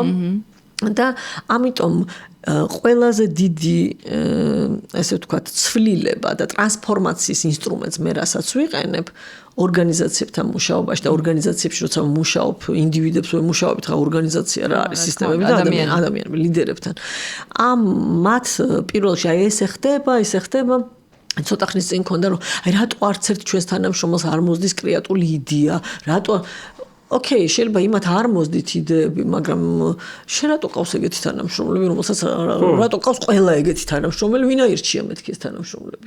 რა გიბას. რა პროცესით მიხვედი? ანუ ამითი იწყება ტრანსფორმაცია, რომ შენს ხელშია, ნახე, მე შეიძლება ვერ გაგიჩინო შენ мотиваცია, ან ვერ გაგიბრწყინო შემოქმედებითად ტვინი, მაგრამ ჩემს ხელშია გარემო შევქმნა ასეთი, ან მოვიყვანო თვით მოტივირებული ადამიანები, მოვიყვანო შემოქმედებითი უნარის მქონე ადამიანები, როგორც ლიდერმა ხომ აქვს ამის შესაძლებლობა. იგივე პირად ცხოვრებაში მე შეიძლება შენ ყოველთვის მომატყო, მაგრამ მე ვირჩევ რა გავაკეთო ამ მოცემულობაში, ხო? რა ესე შიშით ვუყურო ყველა ადამიანს, თუ მე მეწოდინება რომ ანუ რამხელა ანუ ნდობა ძალიან საინტერესო თემა არის, ჩემი აზრით, მართლა ცალკე იმას გულისხმობს რა, რომ ნდობა გონიათ რომ შენ უნდა იყოს ანდო. სინამდვილეში არის რომ მე ვარ თავდაჯერებული, რომ შენ როგორც არ უნდა მოიქცე. ხო, ეს გამოთქვას არის, მე მგონი, ჩემი არჩევანია რომ გენდო და შენი არჩევანია რომ ჩემი ნდობა გამართლა ან ვერ გაამართლა და ვიცი, შენ ხა. თუ ვერ გაამართლა, ესე იგი ჩემი არჩევანი. ძალიან მინდა რომ სუპატიოსანი და კარგი ადამიანები მყავდეს და შეცდომები არავის არ მოსდიოდეს და მაგრამ რეალურია ხა ეს ან მე ვარ ეგეთი ადამიანი სხვისთვის რომ არც შეცდომა მომდის არც ცხოვრებაში არ მომიტყუებია არ არსებობს ეგეთი ადამიანები და ამიტომ ჩვენ და ვისწავლოთ იმაზე რომ ჩვენ თავზე ავიღოთ პასუხისმგებლობა და ვიცოდეთ რომ არის მოცემულობები ეხ ბედისწერაზე რო ვთქვა კიდევ არის რაღაცა მოცემულობები მაგრამ რომელიც ჩემი კონტროლის ქვეშ შეიძლება არ იყოს მაგალითად ომი დაიწყო ჩემი კონტროლის ქვეშ არ არის მიწის ძვრა მოხდა რაღაცა მოხდა ანუ სხვა რაღაც აი ავტობუსმა დააგვიანა და მაგვიანდება ანუ ფორს მაჟორზე არის მოცემულობა რომ ავტობუსმა დააგვიანა და მე შეხვედრაზე მნიშვნელოვანი ჩემი ბედი რა ვთქვი ეს მნიშვნელოვანი და გადაწყვეტ ის იყო მნიშვნელოვანი ყველაზე მნიშვნელოვანი შეხვედრა იყო ამაზე ფიქსაციის მაგივრად იმის რომ ოკეი ეს არის მოცემულობა ეს არის აი ბედის წერა კი არ არის მოცემულობა შენდებში ჩინაშო ამან დაგიკარგა ყველა შანსი. როგორ შეიძლება ავტობუსის 10% წუთით დაგვიანებამ ცხოვრებაში ყველანაირი შანსი დაგიკარგოს. ანუ ეს ფიქრია თვითონ არასწორი. და შენ თუ იტყვი, ოკეი, ეს მოხდა, მაგრამ რა შემიძლია ამ სიტუაციაში მოვიქცე და თუნდაც რომ ის ერთი кейსი არ შეიძლება იყოს ჩემ ცხოვრებაში ერთადერთი და ყველაზე გადამწყვეტი. ანუ ამის მიუხედავად მე გადავრჩები და ახალ შანსებს ვიპოვი. ხო, თქვა კი ბატონო, დავკარგე ეს შანსი, ეგეთი შეიძლება იყოს. მაგრამ აი ამითი ჩემი ბედი განისაზღვრა, აი აქ არის არასწორი მე მგონი, თორე არის რა თქმა უნდა მოვლენები, რომელზეც ჩვენ გავლენა არ აქვს. თუ შეიძლება რომ ერთი რაღაც დავამატო მაგას, ჩემი პირადი გამოცდილებით მენეჯმენტში მაგალითად, ანუ ბევრი ადამიანი ამიყვანია სამსახურში, ანუ ბევრ გუნდთან მიმუშავია როგორც ლიდერს და როგორც გუნდის წევრს და ასე შემდეგ. აი მაგ ავტობუსის დაგვიანებაზე მე მაქვს ჩემი პირადი გამოცდილება მაგალითად ის რომ ბევრი ადამიანისთვის ეს არის უბრალოდ მიზეზი და კომფორტის ზონა, რომ იცი რა, ავტობუსმა დაიგვიანა და მე ვერ მოვედი თავის დროზე სამსახურში. წვიმა წამოვიდა და ქოლგა არ მქონდა და მიუბრუნდი. ნაცნობი შემხვდა და გამომელაპარაკა და იმის გამო დავაგვიანე და გადავაბრალე და ასე შემდეგ. მაგრამ, როდესაც შენ სამსახურში მუშაობ, მაგალითად 365 დღიდან რამდენი სამუშაო დღეც არის და როცა 80% ასეთი დღეები გაქვს, ეგ უკვე რეალურად ეგ აღარ არის და უკვე გადაბრალების მექანიზმია, ხო რა. და კიდევ ბედის წერაზე არის ძალიან მნიშვნელოვანი და რატო გავყავი ეს რაღაცა ორივე პასუხისმგებლობასთან მიდის რა თქმა უნდა მაგაში არის მსგავსება მაგრამ როცა იძახია რომ მე უიღბლო ვარ ეს კიდევ არის ლეიბლინგი ანუ რაღაცა მიკვრა შენ თავზე ხო ანუ შენ თავს აძლევ ჩარჩოს და ეუბნები ანუ დახსასვავ შენს ფსიქიკას და ეუბნები რომ შენ შანსიც არ აქვს რომ რამე კარგად გამოგივიდეს იმიტომ რომ ღმერთმა შენ ამოგირჩია უიღბლობისთვის ხო აი წარმოიდგინე შენი მისი არის რომ იყო უიღბლო ხო ამისთვის მაგრამ მეორე მხრივ აი ამ პოზიტიური აზროვნება ქართულად positive thinking ხო ამასაც აქვს რაღაცა მეორე მხარე აი ტოქსიკური პოზიტიური მაგას მინდა რომ შევეხოთ რა აი ეხანდელი ყველანაირი სოციალური მედია ყველაფერი რაღაცნაირად ღაღადებს რომ შენ ასე იაზროვნე შენ თავს შემოუძახე ყოველ დილას ხედეს არკეში ღმერთო რა ლამაზი ვარ ღმერთო ყველაფერი კარგად იქნება ან ვისაც ღმერთი არ წამს უბრალოდ რა ლამაზი ვარ და რა კარგად იქნება ყველაფერი მაგრამ ამასაც აქვს თავისი მეორე მხრივ ცხოვრება ხდება ხო ხდება ყველაფერი მათ შორის ავტობუსი აგვიანებს მართლა ხანდახან აგვიანებს გიორგი ხდება რაღაც ფორს მაჟორი ბოლოს და ბოლოს რაღაცა ცუდი დღეა ხანდახან რა აი ამ ნაწილში როგორ უნდა ვიპოვოთ ეს ბალანსი აი გადაჭარბებულ პოზიტიურობასა და იმას შორის რომ რეალურად დაგვიქვათ ეს მოვლენები და საკუთარ თავი არ დავჩაგროთ ამჯერად იმის გამო რომ აი მე ვერ ვაზროვნებ პოზიტიურად ყველა აზროვნებს ჩემს გარდა ხო ორი რაღაცის თქმა მინდა მაგასთან დაკავშირებით. ერთი რომ გადაჭარბებული პოზიტიურობა კი არა, მე ვფიქრობ რეალობას მოწყვეტილი პოზიტიურობა არის პრობლემა რა. როდესაც მე არ ვუარყოფ, როცა მე არ ვაღიარებ მოცემულობას და ვიცახი რომ მაინც ყველაფერი კარგად იქნება. ანუ ეს თუ არის ილუზიაში გაქცევის საშუალება, არ ვაღიარებ ჩემს ემოციას, არ ვაღიარებ ჩემ ბრას, არ ვაღიარებ ჩემ შურს. მდიახაც მე ყველაზე კარგი ვარ. არ ვაღიარებ, ანუ არ აღიარება მოცემულობის ეს არის პრობლემა და არა ის რომ მე ვიფიქრო რომ მე თურმე ვაღიარე რომ მე გაბრაზებული ვარ ან სუსტად ვიგრძენი თავი ან შური ვიგრძენი ან ბრაზი რაღაცა ვიგრძენი ან რაღაცა მოხდა ხო რაღაც ხდება, რაც მე ძალიან მტკენს, ამას ვაღიარებ, მაგრამ ოპტიმიზმი მაქვს ჩემი, შეიძლება ჯერ არ ვიცი როგორ გადავჭრი ამას, მაგრამ აი ამაში გეხმარება უკვე პოზიტიური ფიქრი, რომ გადავჭრი რა, ვიპოვი. ანუ ეს უკვე კარგია, იმიტომ რომ ეს ამას გადააყავხარ, ნახეთ აი ზუსტად ამოყავხარ ამ ურესურსო მდგომარეობიდან და გადაყავხარ იმ მდგომარეობაში, როდესაც შენ უკვე დაშვებას რო აკეთებ, რომ აქ რაღაცა გამოსავალი იქნება, როგორ ვერ მოვიფიქრებ, ან როგორ გადავრჩებით, აბა რა იქნება. ანუ ეს უკვე რეალობის არ გათვალისწინებით კი არ ხდება, ეს არის უკვე პროგრამირება შენი თავის, შენი ტვინის იმისი, რომ მივიღე ეს მოცემულობა და ეხლა სიგნალია, რომ მოდი დავიწყოთ ძებნა და რომ მეტი შანსი ალბათ რა, რაღაცნაირად შენი უნარების, შენი პიროვნების რესურსულ მდგომარეობაში გაგდეს, მოდი ეს ვთქვა. ჯერ შეიძლება სულ არაფერი არ იცი, როგორ გადარჩები, მაგრამ შიშმა გაგიარ, მიიღე ეს რეალობა, კი არ უარყავი. ნახე, აი თუ უარყოფ, ვერასდროს ვერ ვცვლი რეალობას, რომელსაც უარყოფ, რომ ეს არ არსებობს. აი პირველი რასაც აკეთებ, აი რომ ყველაფერი, ხო? ოკეი, ძალიან ცუდად არის, მაგრამ გამოსავალია საფრთხე და გლოვის პეტა, ხო? ანუ არის აღიარება, მე ანუ ეს მთელი ცვლილების მრუდი რო ნახო, ხა გაყვე, ხო? ძალიან ადამიანი აღიარების ეტაპს ვერ გადის. ან მე სევდაში და თვითქვემაში რჩება, ხო? და გლოვაში რჩება და მიღება უჭირს. ანუ აღიარება მაინც ყველაზე რთული. აი ანამ რაც თქვა, ხა ერთ მაგალითს მოვიყვან აღიარებაზე მაგალითად, აღიარება რო შეგეძლოს და რო თქვა, რომ ან ცუდად თუ არ ან მარცხიმო მივიდა ან შეცდომა დაუშვიან რაღაცა მე შენი რეალობა და გარშემოყოფები გიბიძგებენ იმის ანალიზისკენ ხო ან რატო დაუშვია შეცდომას შენ პასუხისმგებლობას რო დაუბრუნდეთ შენ ხელში არის ხო აი მე მოვიყვან მაგალითს სპორტიდან არც თუ ისე შორეული წარსულიდან რომ აი მე ვერასოდეს ვიგებდი რას ნიშნავს ბიჭებმა მაგრად ითამაშეს მაგრამ წავაგეთ ანუ ვერასოდეს ვერ ვიგებდი ეს რას ნიშნავდა და ყოველთვის აი რასაც ანა იძახდა ყოველთვის ამას მოყვებოდა ის რომ ჩვენ მაინც მაგრები ვართ ჩვენ მაინც შევძლებთ ჩვენ მაინც და ანუ გავედით კიდევაც და ანუ ბევრ რაღაცას მივაღწიეთ მაგრამ იმ მომენტში არავინ დგებოდა ანჯდებოდა და არავინ იძახდა რომ მოდი აბა თქვათ იცი რა თქვათ რომ ჩვენ დავმარცხდით თქვათ რომ ჩვენ შეგვეშალა თქვათ რომ არ მოვემზადეთ არ შევარჩიეთ არ დავგეგმეთ, არ ქონდა ხედვა და მოდი აბა ტაქტიკურად თუ სტრატეგიულად შევხედოთ რა შეცდომები დაუშვით, რომ მომავალში აღარ დაგვემართოს. აი ამ ეტაპს როგორც ანამ თქვა, საერთოდ ვახტებოდით და ვიყავით იმ რაღაცა ოპტიმიზმში.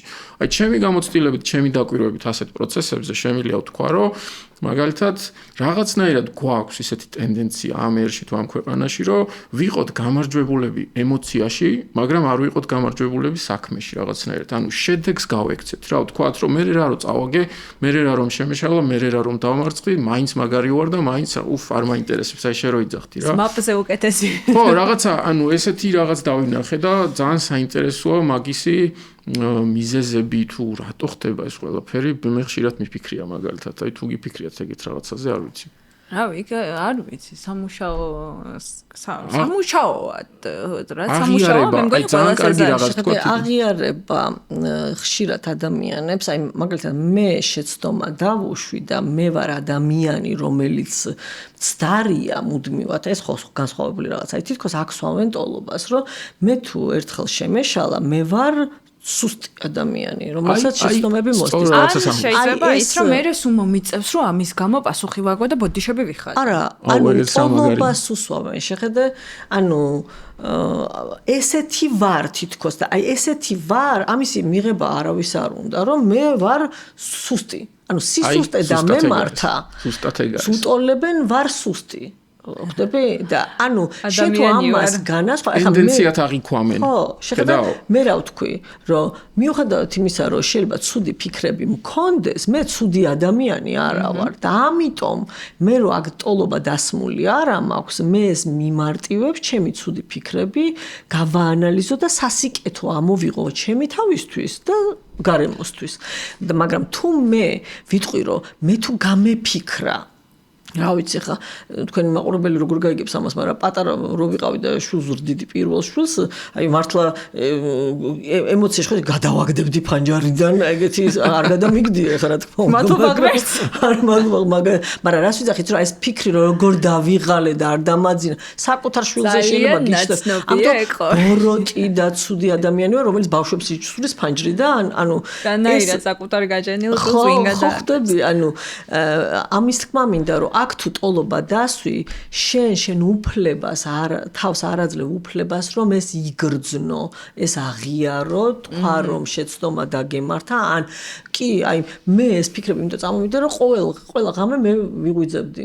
ანუ მე რომ ეს აი ესე გადავიწვი, რომ მე ხა ამ მდგომარეობაში ვარ, მე მაშინ უნდა ამას თუ მივიღებ, რომ მე ცუდი დედა კი არა ვარ, რომელსაც ბავშვის ფანჯრიდან გადაყრა უნდა, არამედ ის ადამიანი, რომელიც ძალიან დაიღალა და გამოუძინებელია, დახმარებას ითხოვ. ხო, მოდი რა ერთი ღამე შენ გააკეთე რა. ან მოდი ბებიასთან წავიყვან და ერთ ღამეს გამოვიძინებ, ხო? რაღაცას ვიზავ. კიდე ერთი მაგალითი გამახსენდა, აი ამასთან დაკავშირებით და აღიარებასთან დაკავშირებით, რაც ამ გარემოში ძალიან ხშირია. ბოდიშის მოხდასაც წინ უნდა უძღოდეს აღიარება, რომ შენ შეგეშალა და აი ამაზეც ძალიან ხშირად მინახავს, რომ ადამიანი ყველაფერს იზამს, რომ ბოდიში არ მოიხადოს და ის კი არა რომ სიტყვა ბოდიში აშინებს ან რაღაც. არამედ ის რომ რასაც ამბობდი ტოლობა, რომ მე თუ ვაღიარებ რომ ცუდი რაღაც გავაკეთე, ერთი წამით ან ერთი წუთით ან ერთი დღით 365-დან ან რაღაც, ესე იგი მე ცუდი ვარ მთელი ეს 40 წელი თუ რაღაც რამდენიც მიცხოვრია, ხო?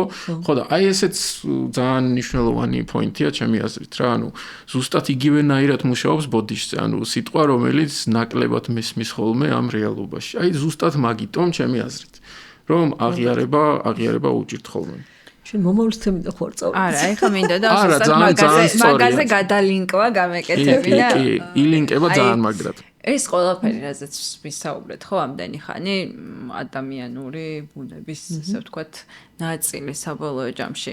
და მე მგონი ეს ალბათ ყველა ერთს განასხვავებს. მე მაინც მგონია, რომ ეროვნული სხვაობა აი ამ მიდგომებს შორის არსებობს. აი არიან ერები, რომლებსაც აქვთ კონკრეტული კულტურა, მაგალითად იაპონელები, კონკრეტული აზროვნების მაინდსეტი და ესე მოქმედებენ. ჩვენ გვაქვს ჩვენი.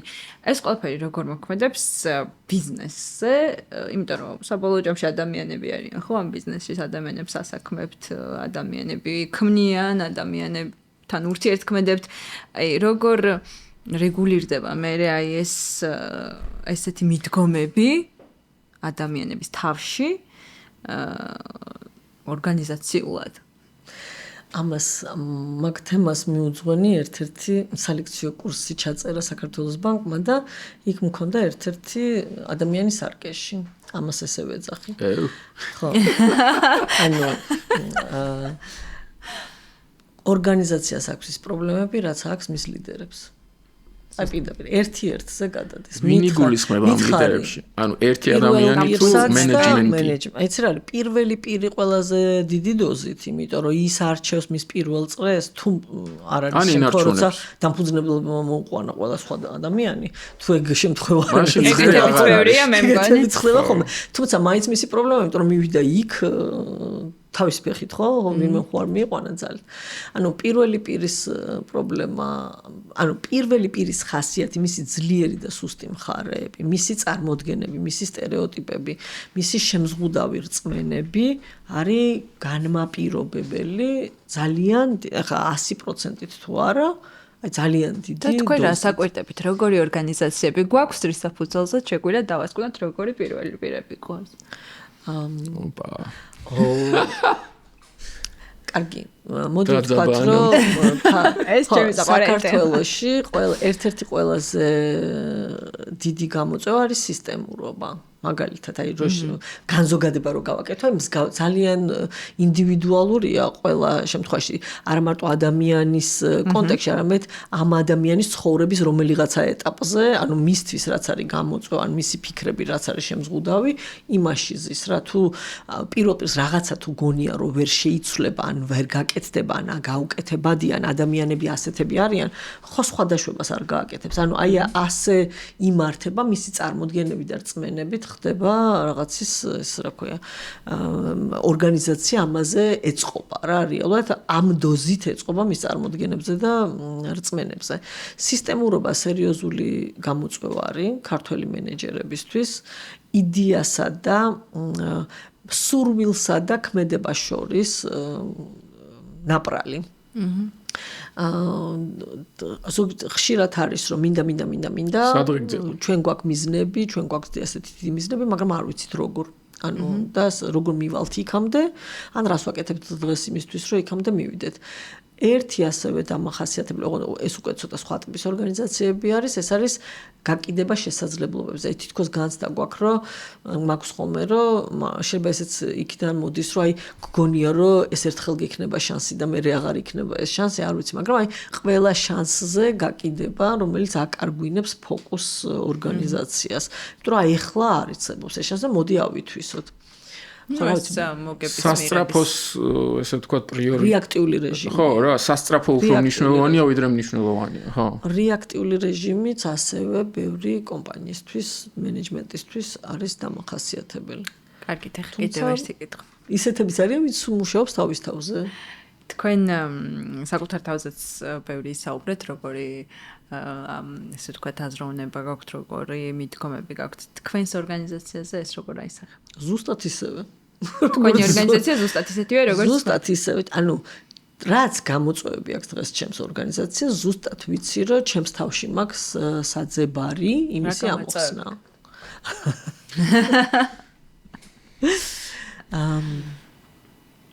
თუ საიდუმლო არ არის.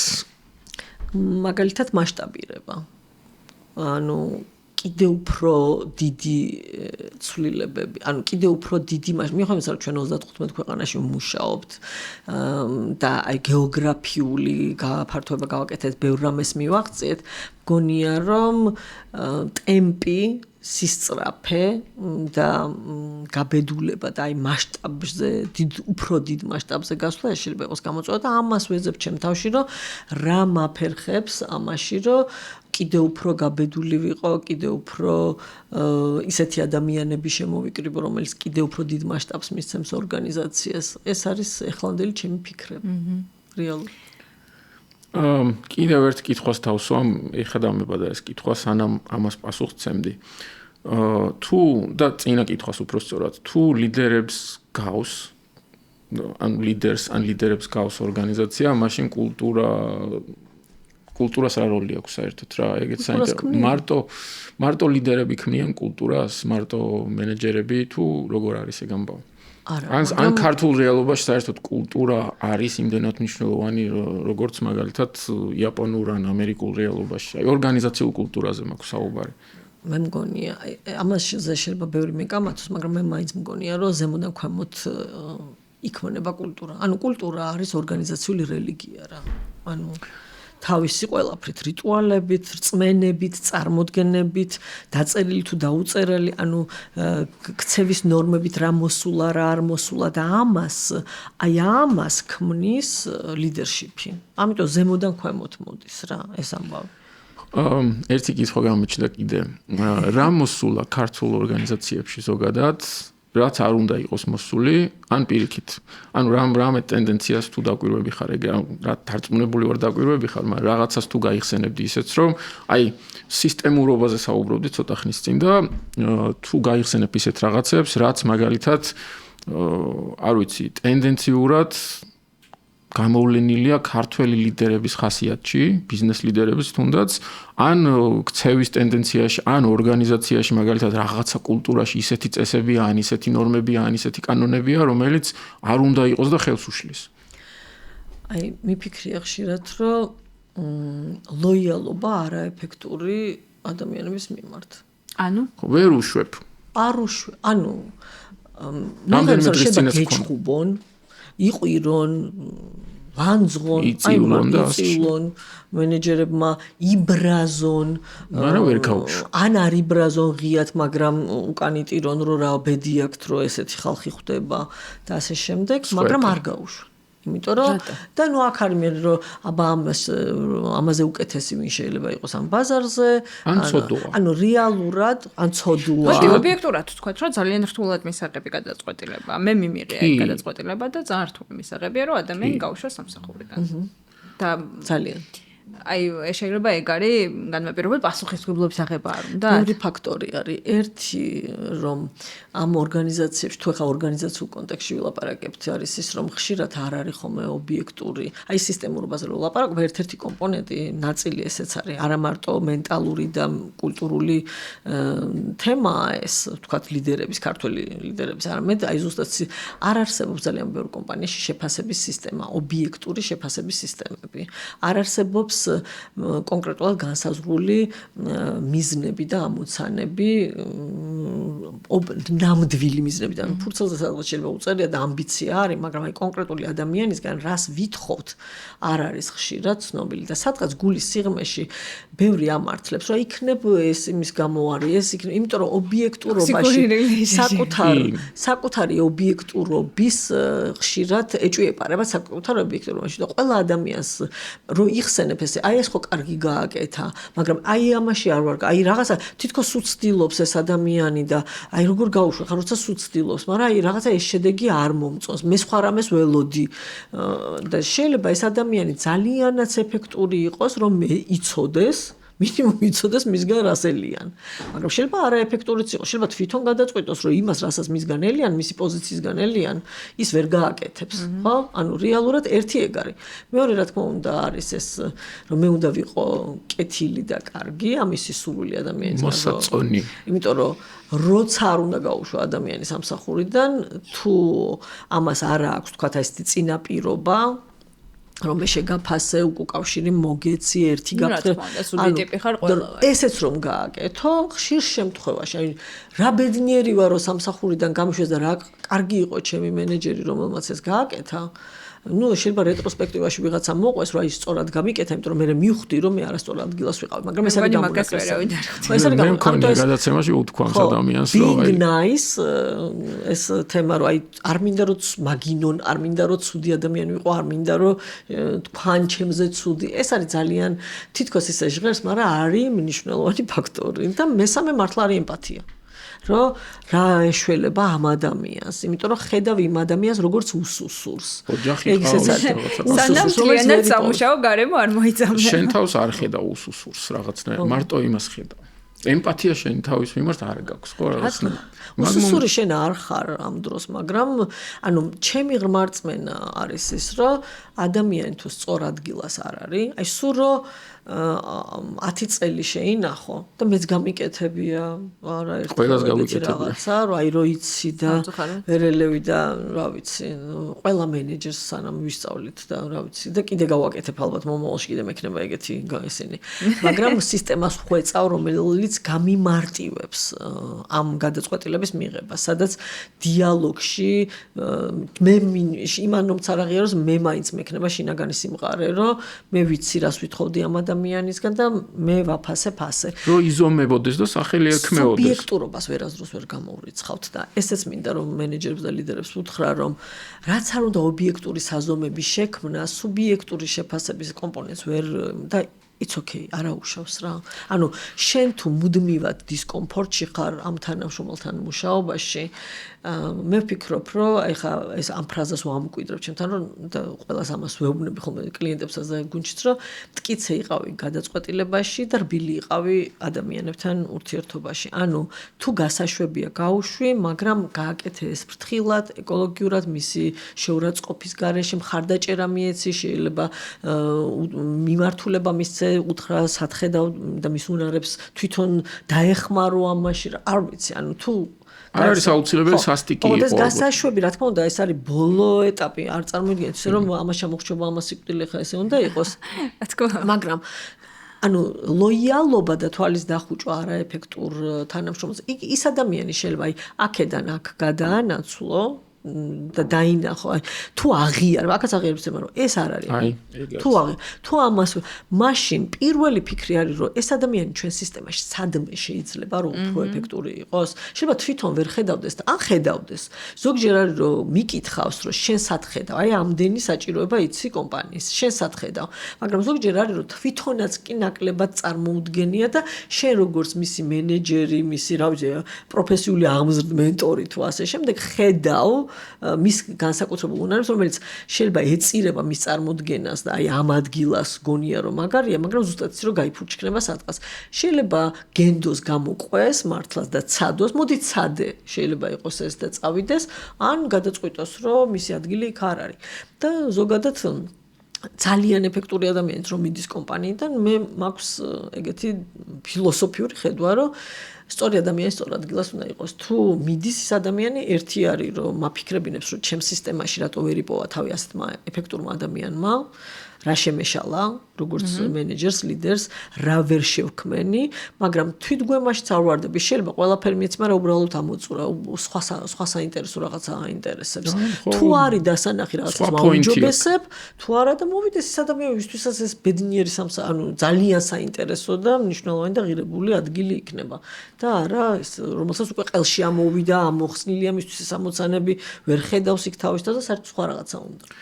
აი ამ ლოიალობაზე მეც მქონია ძალიან ხშირად რა საშუალო და მაღალი რგოლის მენეჯერებთან ყოველთვის მქონია პრობლემა რომ აი ვეკითხები რომ მაგალითად ხედავ რომ კონფლიქტი გაქვს ხედავ რომ პრობლემა გაქვს ხედავ რომ რაღაცა უპატივცემულობა ერთმანეთში ან რაღაცა რატომ ვერ თუ არ თუ რაღაც რატომ არ გაუშვი ეს ადამიანი ანუ იმას აღარ ვიძახი რომ თავის პერფორმანსი რაც უნდა შეესრულებინა არასრულებს გეგმას არასრულებს ანუ თავის დროზე არ მოდის არასოდეს პატივისცემა არ ჩენი აქვს არც თავის არც თანამშრომლების არც კოლეგების კლიენტებთან ცუდად იქცევა ანუ ამ ხო ხდები მართლა ვიძახი არა მართლა кейს ვიძახი ხო და ანუ ვეკითხები რომ ამ ადამიანს რატო არ უშვებ აი არ ვიცი იცი რა აი ფიქრობს რომ გამოსწორდება და ამ პირდა მე რამდენი არა მოდი ვაღიაროთ რომ მართლა არ არის ადულად მისაღები გადო დრო ჭირდება რომ მიხვიდე მანდამდე და კიდე ერთი არის რა მანდ ანუ ხო ვილაპარაკეთ ყველა ამაზე არის რომ ეს იქნება მისთვის ახალი თავის ტკივილი რომ იმ პოზიციაზე ვიღაცა მოიძიოს მე ის გაამართლებს არ გაამართლებს მომავლის შიშიც არის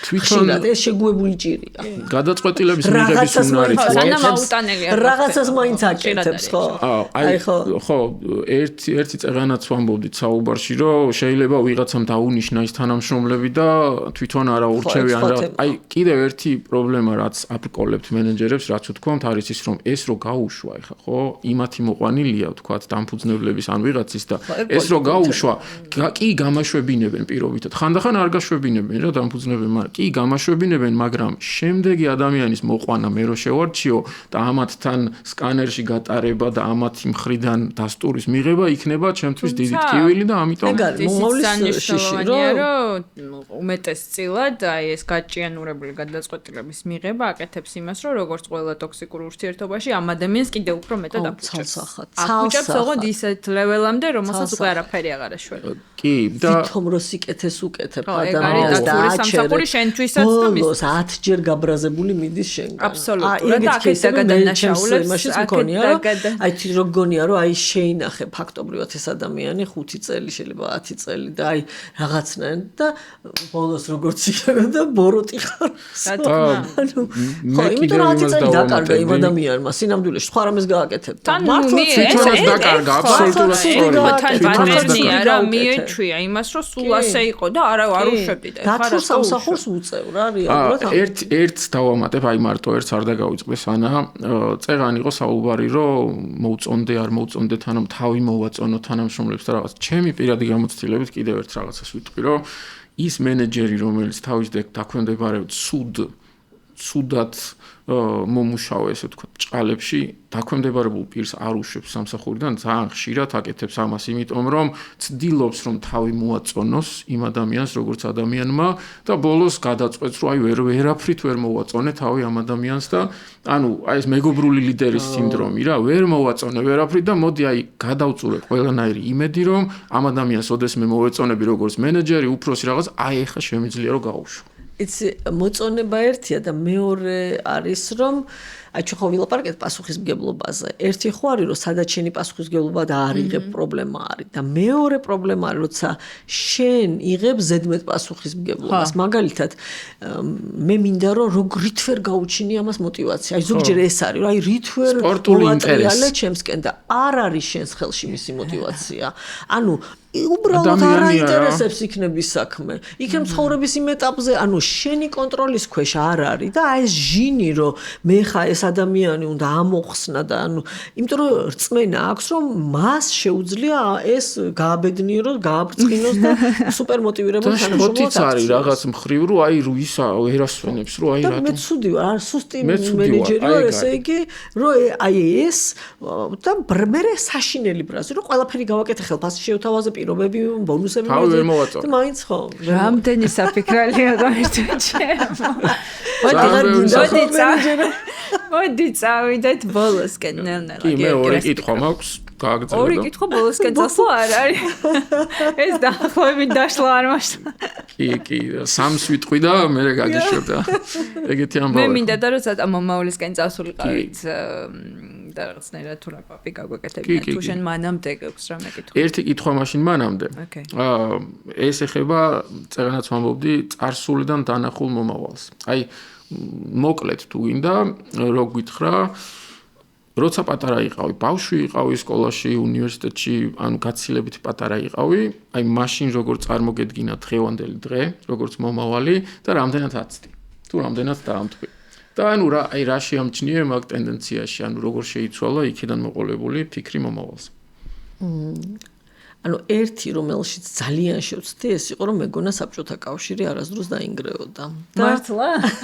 პატარა, იმიტომ რომ პატარა ვიყავი და ანუ ეს უძლეველობის შეგრძნება, რომ ეს უცვლელობის შეგრძნება. ხო, პრინციპში ყველას ეგონა. აი მახსოვს რომ ეს მეგონა რომ ეს 70 წელი ხა მანამდე ესე იყო და პატარა ვიყავი თან იმისთვის რომ რაღაცა სხვა ტენდენციები ან ინფორმაცია მქონოდა რომ რაღაც ეკონომიკური კრიზისი არის საბჭოთა კავშირში და ასე შემდეგ, მაგრამ ანუ შეგრძნების დონეზე მახსოვს აი ეს რომ უძლეველი რასაც ანუ შესაბამისად ეს იყო რომ არარსებული შეუძლებელი რაღაცა მოხდა. მაგრამ მეორეს რომ ამან მომცა იმხელა ცოდნა და გამოსლება იმისი რომ არ არსებობს უძლეველი იმპერიები, არ არსებობს უცვლელი მოცემულობა, რომ ნუ მოკლედ ძალიან დიდი ასე ვთქვათ პოზიტივი მომიტანა ამ გამოსლება და სულ ვიძახ რომ არ დაგავიწყდეთ რომ კი შეიძლება ჩვენ მძიმე თაობა ვართ რომელმაც მძიმე პერიოდი გამოვიარეთ და შეიძლება ბევრი შეცდომა დაუშვით, მაინც მოვდიოდით იმ მენტალობიდან, მაგრამ ჩვენ ის თაობა ვართ, რომელიც მოესწრო ამას რა, რომ ბოროტების იმპერია დაინგრა. და რაც თავარია ერთი აბსოლუტური ფანაირი რეჟიმიდან გადავიდა აბსოლუტურად. ხო, სრულიად განსხვავებული. ეს არის საოცარი ტრანსფორმაცია და რთული ძალიან. თუმცა ძალიან ბევრი მაქვს გამოცდილება, რომელშიც აი რომ ვფიქრობდი რომ ეს აი მაგალითად როცა დავიწყე ჩემი ბიზნესი და რომ არავის არ სჯეროდა რომ ეს შეიძლება საინტერესო ყოფილიყო, მე პირდაპირ ხედავდი რომ ეს იქნებოდა ერთ-ერთი ყველაზე მნიშვნელოვანი, იმიტომ რომ ინფორმაციის ფასი, გადაწყვეტილებების, ინფორმირებული გადაწყვეტილებების ფასი, ინტელექტუალური პროდუქტის და ცოდნის ფასი, რომ ძალიან დაფასდებოდა ამ განვითარების აი ამას მომავალში რა შეიძლება იმ მომენტში ღიპიანი ბიძები მაგიდასთან წყვეტდნენ რაღაცას ხო ესე ვთქვათ ხო ბჭყალებში რა თქმა უნდა ღიფს არ რატო რეალურად იყვნენ ეგეთები და არიან ესე რომ აი ესე ბაზარს ესე იყოფდნენ შენ ეს გააკეთე მე იმას შემოვიტან მაშინ საბაზრო ეკონომიკა ფაქტობრივად არ არსებობდა მაგრამ ამის ტენდენციას უკვე ვგრძნობდი რა რომ ამ მიმართულებით იცვლებოდა და აუცილებლად შეიცვლებოდა ვერ გაჩერდებოდა ეს სამყაროს ვერ მოვწყდებოდი და ვერ დავრჩებოდით შაკეტილი. ამიტომ მაგალითად იგივე როცა კოუჩინგის პირველი კომპანია შემოვიყვანე საქართველოში, ანუ საერთოდ არ იცოდა, ანუ ეს ახალი პროდუქტი შემოტანა ნებისმიერი სიახლე რომელთა ბევრი რამ გამიკეთებია ისეთი, ზოგჯერ შაყირო კედლის გრევა მიყვარს, მაგრამ სინამდვილეში ის არის, რომ ხედავ რომ ჯერ შეიძლება არ არის აქტუალური, მაგრამ იქნება აქტუალური და ეს ხო, ხშირად ყოფილა ეგეთ რამე, მაგრამ ამავე დროს ყოფილა აი მაგალითად ჩვენი ტრანსფორმაცია 2017 წელს დავიწყე იმაზე ლაპარაკი, რომ კვლევა იმ ფორმით, რა ფორმითაც არსებობდა მაშინ, რომ ესე ვეღარ იქნება, ვეღარ იარსებებს, მაქედან დაიწყო ჩვენი ტრანსფორმაციის პერიოდი, როცა ჩვენ საკონსულტაციო მიმართულების განვითარება დავიწყეთ, რომ ვიძახდი, რომ კვლევა გაიყოფა ორ ნაწილად, ერთი იქნება ელექტრონული, ანუ ციფრული ანალიტიკა, ციფრული და მონაცემთა შეგროვება, ანალიტიკა და ამ შემდეგ და პლატფორმები და ამ მეორე არის საკონსულტაციო. მე ვიძახდი, რომ მე არ ვარ ის ტიპი, რომელმაც ვიცი ციფრული პლატფორმები როგორ შექმნა, ამიტომ შევქმნი საკონსულტაციოს. და რაშიც შევცდი ის არის რომ მეგონა რომ აი დღეს უკვე ეს აღარ იარსებებდა ტრადიციული მოდელი, მაგრამ ჯერ კიდევ არსებობს მოთხოვნა, თუმცა ძალიან წინ ვართ იმითი რომ საკონსულტაციო მიმართულება ასე განვავითარეთ და ანუ მოემზადეთ ერთის მხრივ და მეორეს მხრივ რომ ციფრული პლატფორმების განვითარებაზე დავიწყეთ ფიქრი და მუშაობა იმაზე ადრე ვიდრე დღეს შეიძლება აქტუალურია. მაშინ საკონტროლო საბოლოო შეკითხვა რაც დავიწყეთ საუბარი ხშირად თქვით უკვე რომ სულ მომავალში ხართ, სულ ხედავთ მომავალს როგორ ხედავთ? ვის მომავალს და ან თქვენს თავში და რამდენი ხნის როგორია მომავალს? მომავალი, რადგან ვიჟენერი უწოდეთ საკუთარ თავს და თქვით რომ როგორც წესი უფრო ანუ ესე ვთქვათ დაწინაურებულად ხედავთ მოვლენებს როგორი იქნება ვიდრე ვთქვათ სხვა ადამიანები თქვენს მომავალს თქვენი ორგანიზაციის მომავალს ქვეყნის მომავალს ხო, ეხლა ისიც ხო თქვი, რომ ეხლა ყველაზე რთულ მდგომარეობაში სადაც უფრო მეტი კონცენტრაცია მაქვს დღეს თქო. იმიტომ რომ მეკითხებიან რომ იმედი გაქვს რაიმესი რომ შეიძლება სულ პასუხობ ხოლმე რომ არ ვფიქრობ მეთქი ეხლა ის უცნაური მოცემულობაა რომ არ ვფიქრობ გვაქვს შანსი თუ არა რომ შევცვალოთ. ანუ მე უნდა ყველაფერი ვქნა ჩემი მხრიდან რომ უკეთესობისკენ შეიცვალოს და შედეგი რა დადგება ამაზე შეიძლება მე კონტროლი არ მაქვს მაგრამ მე მაქვს კონტროლი იმაზე და პასუხისმგებლობას იმაზე ვიღებ რაც ჩემს ხელთ არის.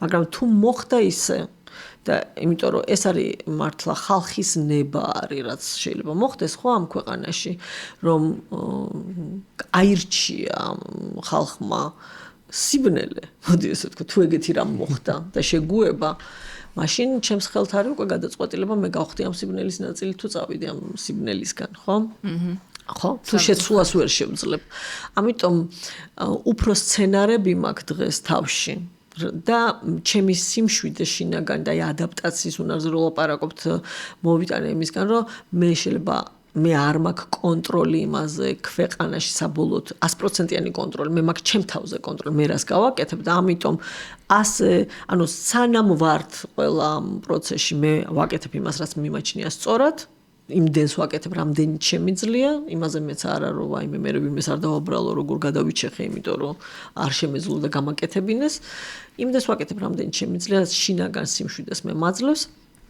და მე მაქვს სცენარები გლობალურად ანუ ისტორიულად მე ვიცი რომ მონსტრები მარცხდებიან მე მჯერა რომ სიკეთე იმარჯვებს ანუ ეს მაგრამ ციკლურია რა ეს ყველაფერი და აი ჩემი კითხვა ის არის რომ ანუ აი საბჭოთა კავშირის გრევას რომ მოვესწარი და იმ ციკლში არ ვიყავი 70 წლიან ციკლში ეხლა რა ციკლში მოვყვებით ეს არ ვიცი ნამდვილად არ ვიცი იმიტომ რომ აი გადაწყვეტილების და აი ამის წერტილში ვდგავართ და ძალიან რთულია რომ აი 50-50 50-50 რა ეს არის ახლა ეს და მართლა ყველა უნდა გააკეთოს დღეს არჩევანი და რა ხალხისნება იქნება მაშინ ის ხა დაგვრჩენია რომ იმედი დავიტოვოთ რომ მასზე სიბნელის ნაცვლად იქნება სინათლე და არ მოგვიწევს გადაწყვეტილების მიღება გვინდა თუ არა ვიყოთ სიბნელის ნაწილი და მოგვიწევს გადაწყვეტილების მიღება სადაც არც არაფერია მისაღები რომ გვინდა ვიყოთ სინათლის ნაწილი აი ეს არის რომ დღეს უნდა მივიღოთ გადაწყვეტილება სად ვარ თორე ხვალ